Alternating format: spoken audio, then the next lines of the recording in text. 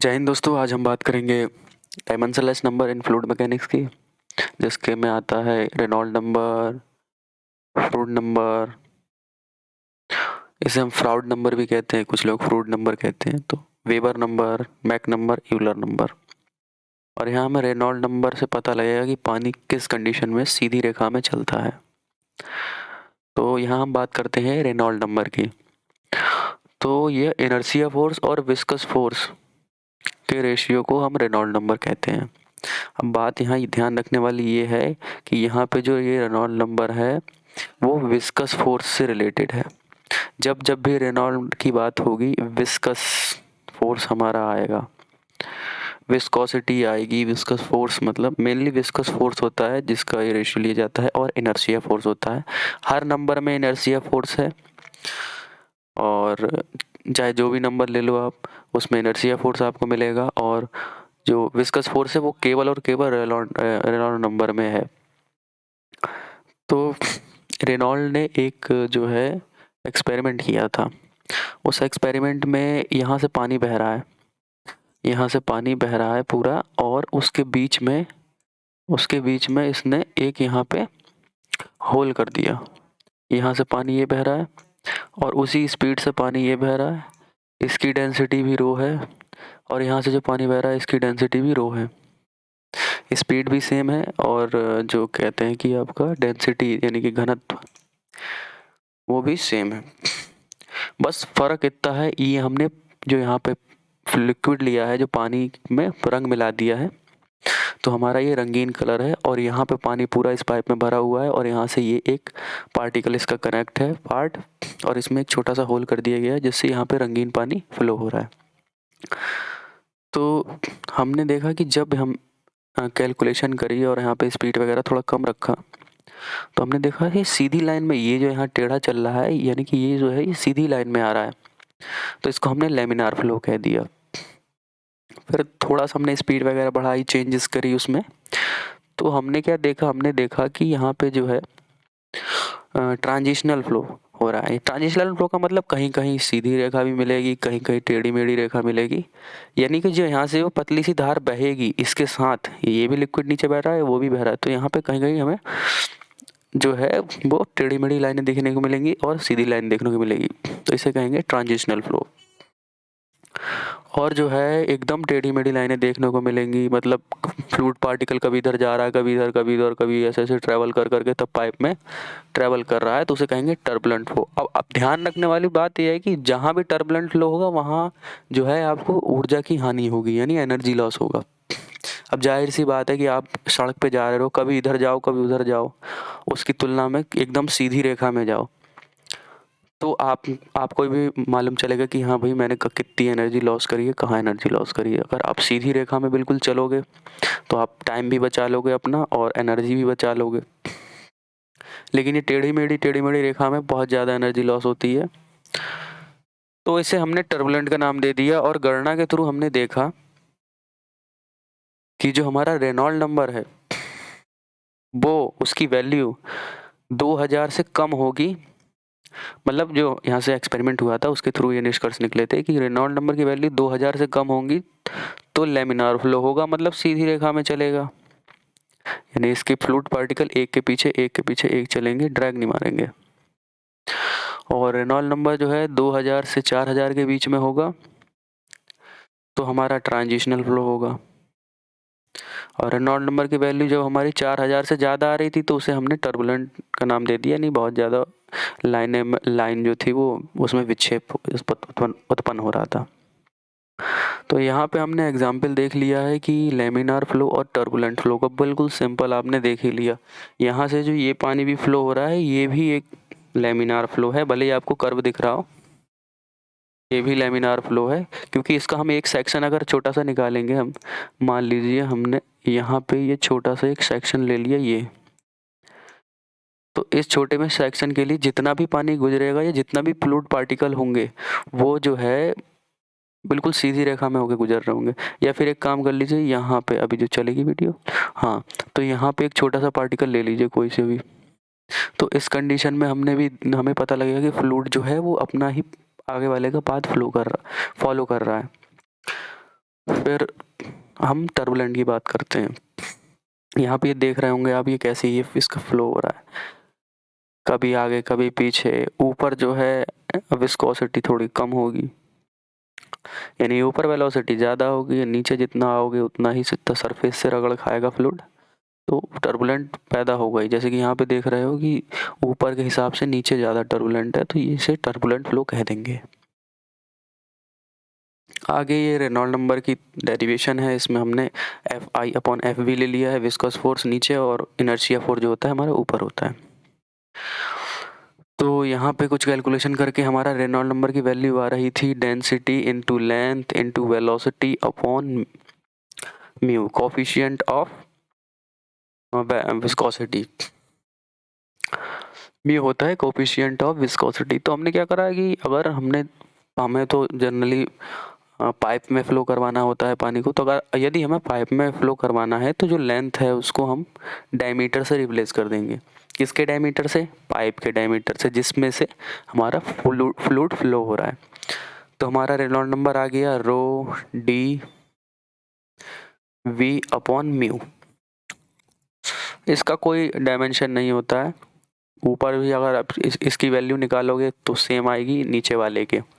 बाकी ये पहले मैं बता चुका हूँ कि रेनॉल्ड नंबर 2000 से नीचे होगा तो लेमिनार फ्लो, 2000 और 4000 के बीच में होगा तो ट्रांजिशनल, और 4000 से ऊपर होगा तो टर्बुलेंट फ्लो उत्पन्न होता है।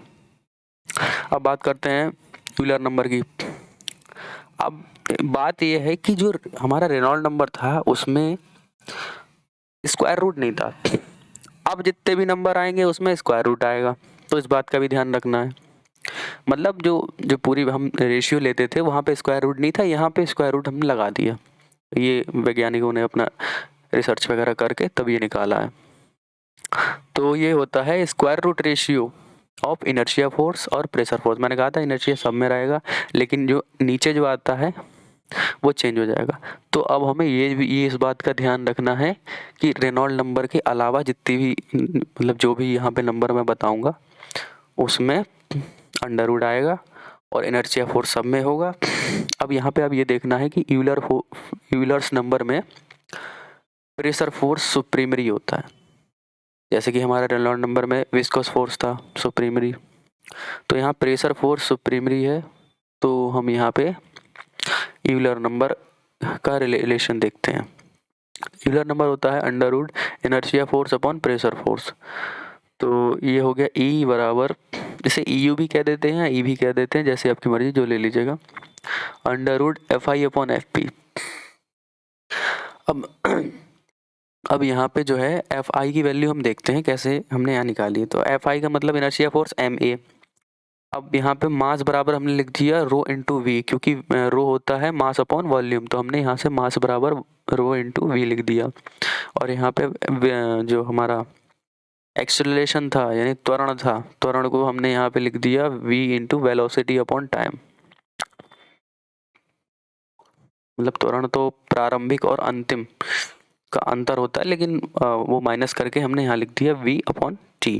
टी यानी टाइम, तो टाइम को हम v के बटे में ले आए, टाइम को हम v के बटे में ले आए, तो क्या हुआ, तो ये हो गया हमारा उत्सर्जन, यानी कि जो हमारा AV होता है Q डिस्चार्ज, तो वॉल्यूम अपॉन टी हो गया डिस्चार्ज, और डिस्चार्ज होता है AV, तो यहाँ से VV स्क्वायर हो गया, तो रो AV स्क्वायर। हमें इसे याद रखना है, आगे भी हम इसका यूज़ करेंगे। तो रो AV स्क्वायर ये होता है। अब हमने यहाँ से फॉर्मूला लगाया PI, तो रो AV स्क्वायर, तो बटे में हमने करा PA, प्रेशर फोर्स तो पता ही होगा, F इंटू A प्रेशर होता है फोर्स अपॉन एरिया, तो एरिया को हम नीचे से ऊपर ले आए, तो P इंटू A, P यहाँ प्रेशर है, और A जो है एरिया है, एरिया से एरिया कट गया, और रो को जो है हम P के पीछे नीचे ले आए। तो ये हमारा यूलर नंबर की वैल्यू आ गई E upon under root P बटे रो। तो जहाँ जहाँ भी प्रेशर वेरी करता है वहाँ वहाँ हम यूलर्स नंबर निकालते हैं। मतलब सुप्रीमरी जो हमारा जो फोर्स होगा जो फ्लूइड पर, वो हमारा होगा प्रेशर फोर्स। तब हम यूलर नंबर की गणना करते हैं और आगे के निष्कर्ष निकालते हैं। अब आ गया वेबर नंबर। तो ये भी स्क्वायर रूट रेशियो होता है। किसका स्क्वायर रूट? कौन कौन स्क्वायर में आएगा? इनर्शिया फोर्स और सरफेस टेंशन फोर्स। तो ये हमें ध्यान रखना है। इनर्शिया फोर्स और सरफेस टेंशन फोर्स का जब हम रेशियो लेंगे, अंडर रूट में लेंगे, स्क्वायर रूट कह लो, अंडर रूट कह लो, एक ही बात है, मतलब कि होल की पावर 1/2।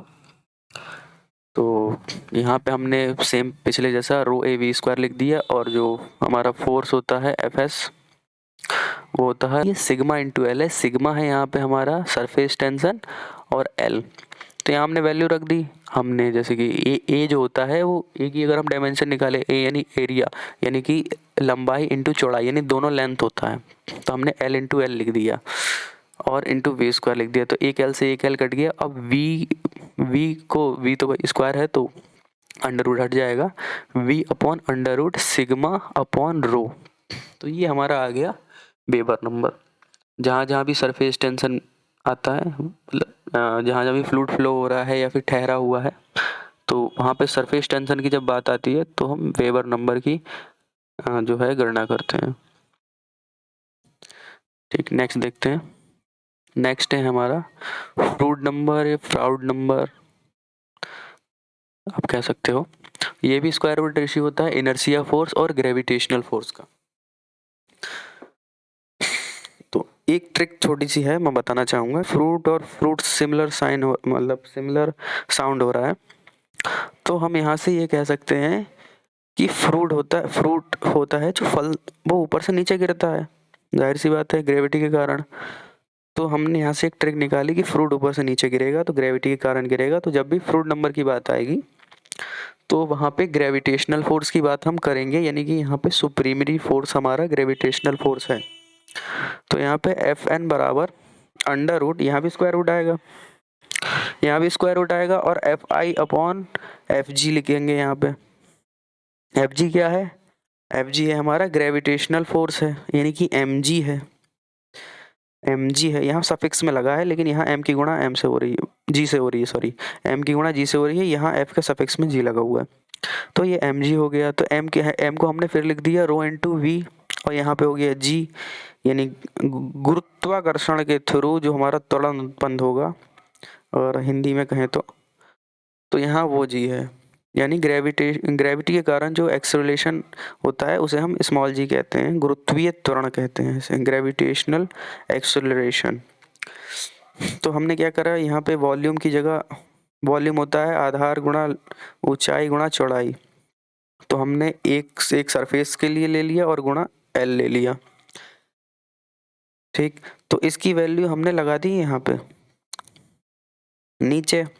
और पिछले नंबरों से हमने देखा था कि हमने एक नंबर में एफ आई की वैल्यू निकाली थी, तो rho into A into V square, तो ए से ए कट गया, वी से वी कट गया, बचा L into G, L into G under root में नीचे आ गया, और एफ एन की वैल्यू हमारी आ गई, यानी फ्लूइड नंबर की वैल्यू हमारी आ गई V upon under root L into G. अब जब जब भी ग्रेविटेशनल फोर्स सुप्रीमरी होगा तब तब हम फ्लूइड नंबर निकालते हैं। ये जैसे नॉच और बियर, ये जितने भी ओपन हाइड्रोलिक स्ट्रक्चर हैं उसमें इसका निकालते हैं, उसमें इसकी गणना करते हैं। यहाँ पे हम बात करेंगे मैक नंबर की। तो मैक नंबर क्या होता है? मैक नंबर का उपयोग हम ज़्यादातर, आपने मिसाइल में सुना होगा मैक नंबर, फ्लूइड में भी, फ्लूइड से भी रिलेटेड होता है मैक नंबर, क्योंकि हवा भी फ्लूइड ही है। तो ये देखते हैं, it is the ratio of square root of inertia force. यहाँ भी इनर्शिया फोर्स, जैसे मैंने बताया था कि यहाँ भी इनर्शिया फोर्स आएगा, लेकिन जो अपॉन में आएगा, जो इनर्शिया फोर्स के बटे में आएगा, वो आएगा इलास्टिक फोर्स। यानी कि मैक नंबर की बात हम तब करेंगे जब हमारा इलास्टिक फोर्स सुप्रीमली होगा। जब हमारा इलास्टिक फोर्स सुप्रीमली होगा, मतलब सबसे ज़्यादा उसमें जो फ्लो हो रहा है या जो भी हो रहा है, रुका हुआ है, फोर्स कहीं डाल रहा है या फ्लो हो रहा है, तो हमारा इलास्टिक फोर्स सबसे ज़्यादा इफेक्ट कर रहा होगा, यानी कि ये फोर्स सुप्रीमरी होगा, तब हम इसका गणना करते हैं। तो देखते हैं फिर, एम एन बराबर under root f i upon f e. F e क्या है? इलास्टिसिटी फोर्स, यानी कि के इंटू ए। के क्या है? इलास्टिक स्ट्रेस है, इलास्टिक स्ट्रेस के, और ये एरिया है। स्ट्रेस क्या होता है? फोर्स अपॉन एरिया होता है। तो हमने यहाँ से ये निकाल के यहाँ पे गुणा में कर दिया है, तो हमने वैल्यू लगाई रो ए वी स्क्वायर, जो पहले हम पढ़ चुके थे। ए से ए कट गया यहाँ पे। ठीक, अब क्या हुआ, वी स्क्वायर से अंडर रूट हट गया, तो यहाँ से b अपॉन अंडर रूट के बटे रो। तो अंडर रूट के बटे रो पता है क्या होता है? अंडर रूट के बटे रो तो रो होता है साउंड ऑफ वेलोसिटी का साउंड होता है, साउंड वेलोसिटी, यानी जो हमारी आवाज़ है वो कितने स्पीड से कहीं भी चल रही है या जा रही है, उसकी वेलोसिटी को हम अंडर रूट के यानी इलास्टिक स्ट्रेस बटे जो हमारा रो है डेंसिटी, उसके रेशियो को हम कहते हैं। ठीक, तो यहाँ पे हमारा हो गया mn बराबर v अपॉन सी, यानी कि जो हमारा ऑब्जेक्ट है, ऑब्जेक्ट का वेलोसिटी बटे साउंड की वेलोसिटी की रेशियो को मैक नंबर कह देते हैं। और इसका सबसे ज़्यादा आपने मिसाइलों में देखा होगा कि मैक नंबर का हम जो है गणना करते हैं, मैक नंबर की कैलकुलेशन करके और उसकी मारक क्षमता को निकालते हैं कि क्या स्पीड है उसकी, क्या नहीं है। और जैसे कि पनडुब्बी, जो नीचे पनडुब्बियाँ चलती हैं, उसमें भी मैक नंबर का यूज़ होता है कि कैसे कैसे पनडुब्बी आगे जा रही है, नहीं जा रही है।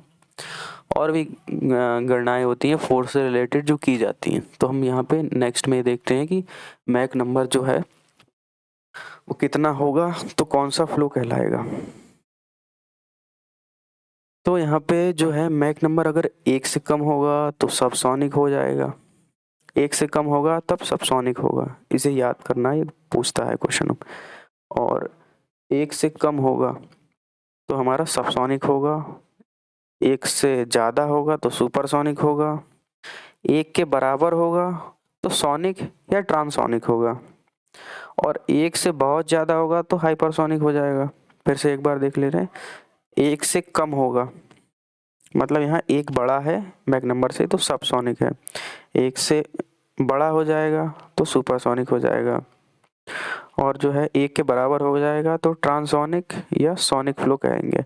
और जो है m जो है 1 से बहुत ज़्यादा बड़ा होगा, यानी कि मैक नंबर जो है 1 से बहुत ज़्यादा बड़ा होगा तो उसे हाइपरसोनिक फ्लो कहते हैं।